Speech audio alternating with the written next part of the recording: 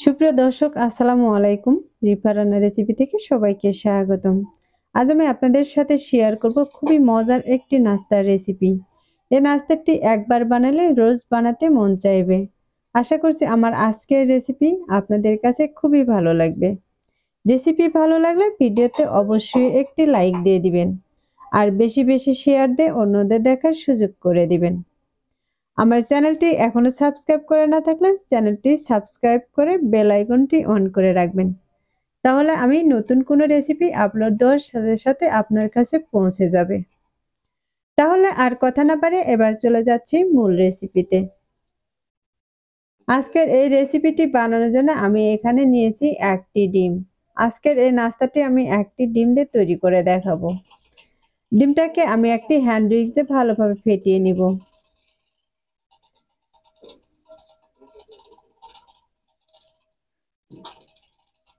আমার এ পর্যায়ে ডিমটা ফেটানো হয়ে গেছে। এখন এর মধ্যে দিয়ে দিচ্ছি সামান্য পরিমাণে লবণ। লবণটা দিয়ে এই ডিমটাকে আমি আবারও ফেটিয়ে নিচ্ছি। লবণ আর ডিমটাকে আমি ভালোভাবে মিশিয়ে নিয়েছি। এখন এর মাঝে দিয়ে দিচ্ছি ১ চা চামচ ইস্ট।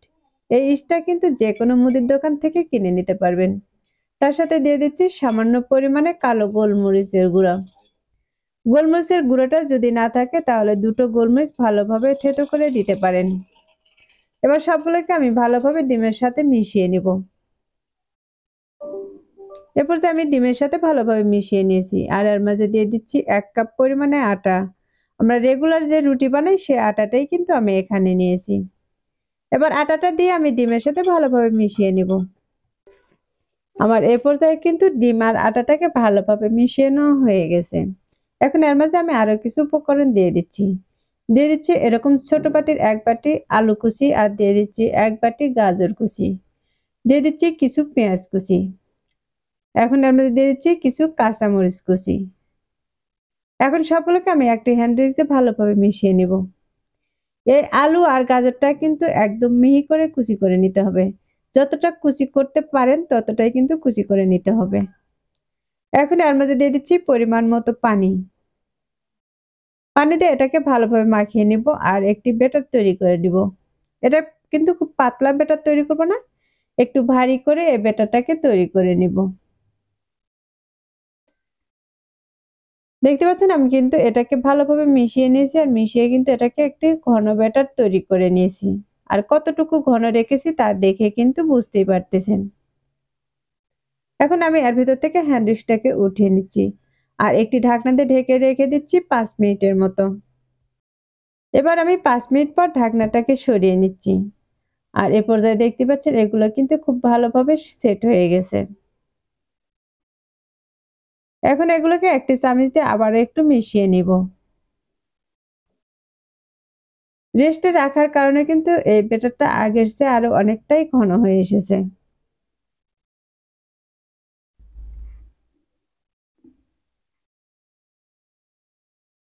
এখন এগুলো আমার ভাজা হয়ে গেছে আর এখান থেকে এই চামিচে করে আমি কিছু ব্যাটার উঠিয়ে তেলের মাঝে দিয়ে দিব।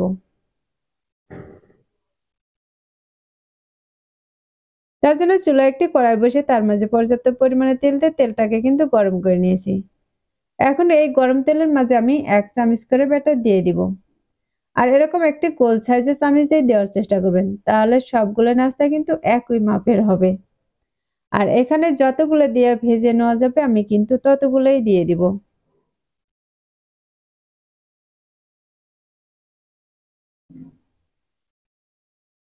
এগুলোকে একটু সাইড করে একটু জায়গা করে নিচ্ছি আরেকটি দেওয়ার জন্য। আমি এখানে যতগুলো দেওয়া যাবে ততগুলো দিয়ে দিয়েছি। আর যখন এগুলোর এক পাশে একটু কালার চলে আসবে তখন এগুলোকে কিন্তু উল্টিয়ে নিব। এখন এই নাস্তাগুলোর গায়ে কিন্তু একটু কালার চলে এসেছে। এখন আমি এগুলোকে উল্টিয়ে নিচ্ছি।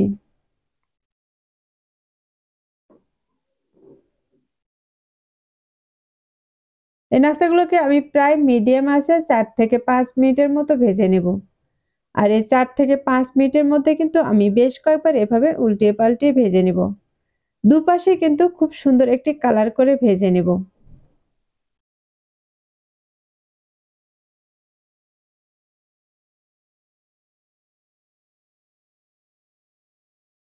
এই নাস্তাগুলোর গায়ে কিন্তু দুপাশে খুব সুন্দর একটি কালার চলে এসেছে। এই পর্যায়ে এগুলো কিন্তু ভাজা হয়ে গেছে। এখন একটি ছাঁকনি দিয়ে এগুলোকে তেল ঝরিয়ে উঠিয়ে নিব।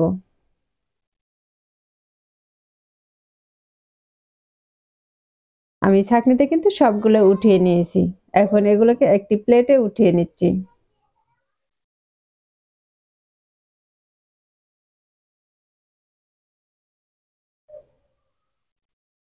আর একইভাবে কিন্তু আমি বাকিগুলোকেও ভেজে নিয়েছি।